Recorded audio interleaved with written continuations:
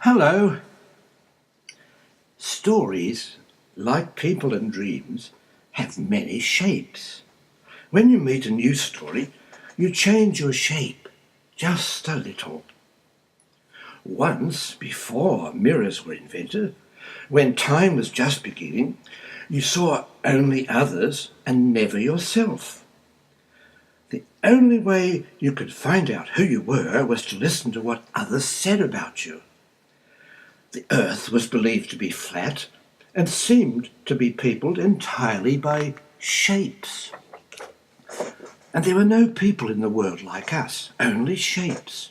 Regular, exact and constant shapes, either perfectly straight or perfectly round. Every single shape adored its own company. In this precisely shaped world, things were always normal and surprise was very unusual. The squares twinkled with love of their own perfection. The triangles were spellbound by their cool and sharp images. The rectangles thought that their world was an oblong garden. The parallelograms looked for parallels everywhere.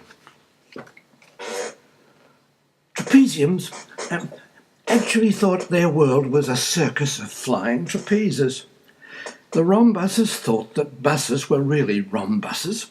The circles believed they would not die but simply turn full circle. The ovals thought that life was a game of cricket. They would always win. Sadly, however, this world was not a happy place. The squares hated change and almost as much as difference. They were so set in their ways that they absolutely refused to reconsider anything. Similar certainty spread quickly to the other shapes. Anger was in the air. To make matters worse, each particular shape was represented by one authorized leader who spoke loudly and often against the other shapes on behalf of his identical comrades. This leader was known as a figurehead. The figureheads were raising their loud voices when they did regular surveys of opinion to make sure they were shape correct. And then, after the surveys, they fiercely spoke to the world. This made argument and anger travel faster than bullets. Each shape was intensely proud of itself. Difference was carefully taught in each shape's schools, where the book of self-interest was used. Even such little things as handkerchiefs and picture frames or notepaper had to be square if you were a square, round if you were a circle, triangular if you were a triangle, and so on. You had to be careful to be true to your shape. If you stepped ever so slightly out of line, you were sent by officers of the Department of Shape Integrity to the Shape Correction Centre. There, out of shapes were punished for unacceptable shape or thoughts and vigorously taught correctness.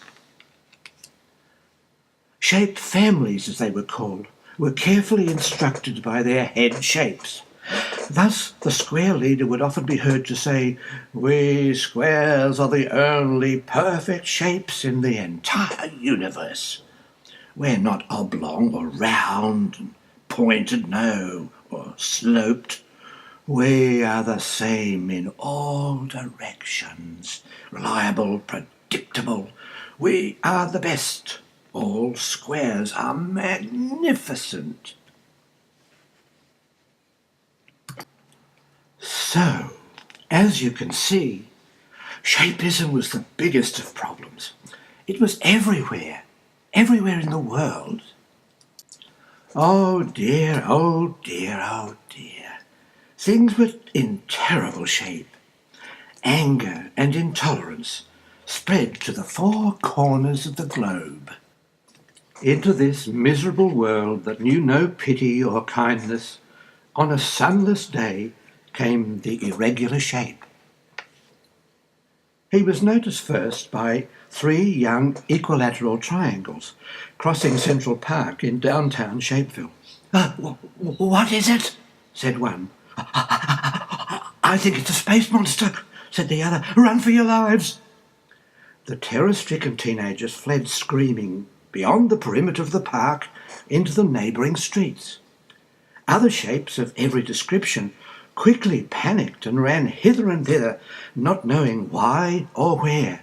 It is very easy to cause panic in a land where individuals trust nobody but themselves. Not a solitary figure was willing to listen even to the irregular shape. He wandered, lonely as a cloud of fears, across the park and out into the world, down highways and byways, across roundabouts and over bridges, up hills and down dales. Even the sky and the hills and the trees seemed not to notice him. Loneliness is the most terrible illness anyone can catch. He tried everything to find just one kind voice. "Hello there, good morning, good morrow to you. Please say hello to me. All I want is a friendly word and a little bit of help." But it was hopeless. He remained helpless. People hated or feared his unusual shape. It was a shape they had never seen before, and they simply could not get used to it. Mothers quickly hustled their children away whenever he appeared.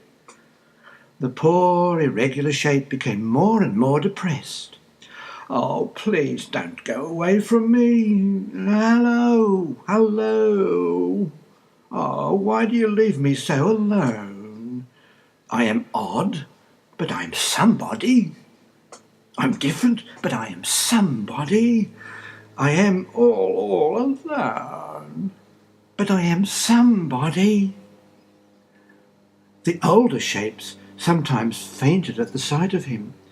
Round shapes recklessly rolled away from him, causing untold damage to gardens and park furniture, and in their helter-skelter struggle for safety.